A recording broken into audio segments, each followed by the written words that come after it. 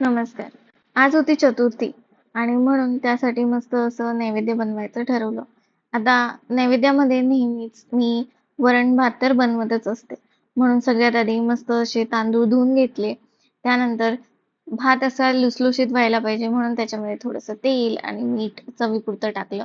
त्यानंतर डाळही छान धुवून घेतली आणि त्याच्यामध्ये हळद आणि टोमॅटो जे आहेत हे कापून टाकले. त्यानंतर चवीपुरतं मीठ टाकलं, थोडंसं तेल टाकलं म्हणजे आपली जी डाळ आहे ती छानपैकी शिजेल.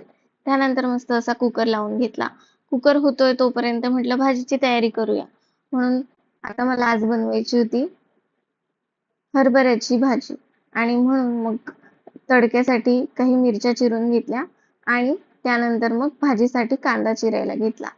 पटापट पटापट असा कांदा जो आहे हा मी चिरून घेतला. जास्त कांदा टाकला तर भाजी छान लागते म्हणून जास्त कांदा चिरून घेतला. त्यानंतर मग कुकरही झालेला होता. तर कुकरची वाफ काढून घेतली आणि त्यानंतर त्याच्यामधला भात बाजूला केला आणि वरण जे आहे ते बाजूला केलं. आता वरणाला आपल्याला द्यायची आहे फोडणी. पण म्हटलं आधी थोडंसं त्याला थंड होऊ देऊया. मग ते थंड होत आहे तोपर्यंत इकडे पटकन अशी भाजी करायला घेतली. आता भाजी पटकन करायची म्हणजे तिला पटकन अशी कुकरमध्ये लावायची. 3-4 चांगल्या शिट्ट्या करून घ्यायच्या म्हणजे आपले हरभरे जे आहे हे छानपैकी गळून जातील. आणि म्हणून मग पटकन पहिली अशी मस्त फोडणी करायला घेतली. त्याच्यामध्ये छान कांदा, लसूण आणि जिरं टाकलं. तोपर्यंत ते व्यवस्थित छान लाल होतंय तोपर्यंत म्हटलं इकडे आपलं जे वरण आहे ते विसळून घेऊया.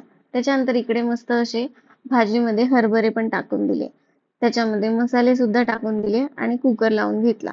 त्याच्यात चांगल्या 7-8 शिट्ट्या केल्या म्हणजे आपले जे हरभरे आहे हे छान शिजतील आणि खाताना ते असे कडक लागणार नाही आणि आपल्या दातांनाही त्याचा काही त्रास होणार नाही असं. आणि मग इकडे भाजी झाली आणि इकडे मी मस्त असं वरणाला फोडणी द्यायला घेतली. वरणाला फोडणी दिली आणि मग मस्त असं ताट बनवून नैवेद्य दाखवला.